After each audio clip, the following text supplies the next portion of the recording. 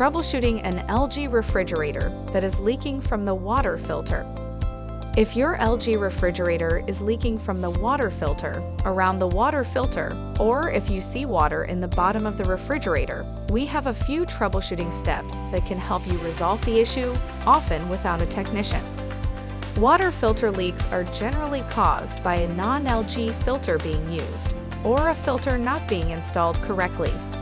Always use only genuine LG water filters, which can be purchased at lg.com/us/refrigerator filters.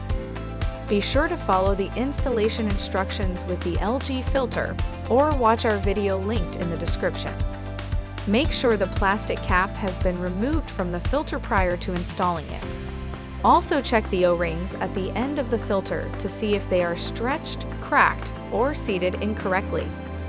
Please note that when removing the filter from the filter mount, you need to turn it counterclockwise, and when installing a new filter, you need to turn it clockwise until it locks into place. Do not pull out or push in the filter without first turning it, or the filter mount may be damaged. Also, check the filter housing for cracks or other damage. If the housing is damaged, the refrigerator will require repair service. For further assistance, you can easily find our contact information on the lg.com website. Go to the support menu to ask us more questions.